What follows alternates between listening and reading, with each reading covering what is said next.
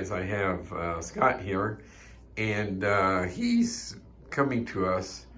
He's got this Illinois jacket on, but he's coming to us from Florida. And long story, we kind of have been friends for a few years, but we're speaking here in Colorado, and he wants to talk a little bit about how regenerative medicine's helped him. He's had some bad heel pain and big toe pain, and I'll kind of let you take over from there, Scott, and give your history and how it's been able to help you.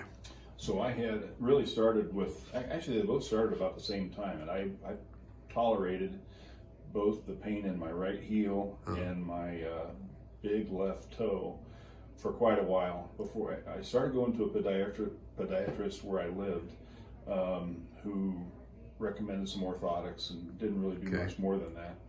And Jim and I, having known one another, I got to thinking, well, I have a daughter in Denver and I'm going to be out there. I might as well stop by and have you take a look at it.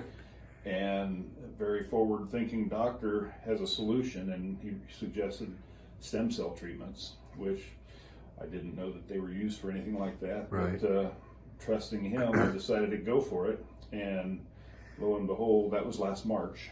And this is December of 22.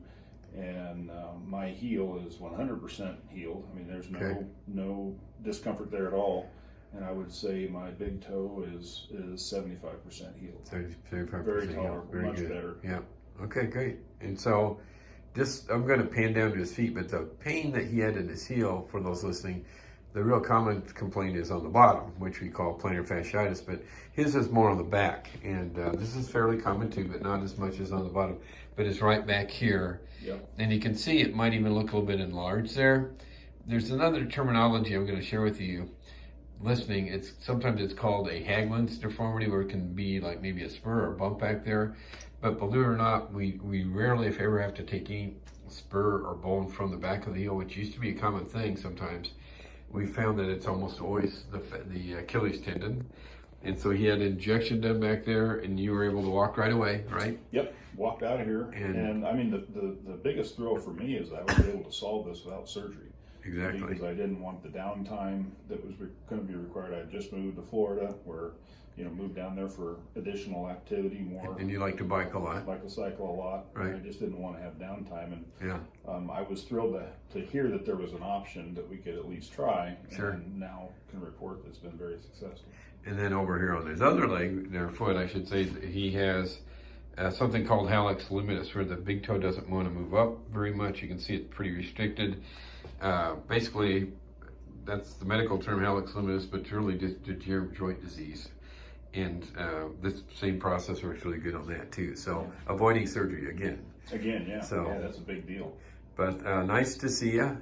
Likewise. And nice talking today. And he's a great friend. Thanks for the recommendation. We should make another video about how we met, but I guess that's a whole other story. That's a whole other story. But maybe we'll share that. I don't know if anybody cares how we met. They're more interested about the problems that we're talking about. But I really appreciate you sharing, and hopefully we'll keep you going good. Yeah. And if you're back here visiting family, you can stop in. We'll be back in, no doubt. Thank you for two girls in town. Thank you for sharing. You bet. And for those of you watching, please subscribe to our YouTube channel. Thank you.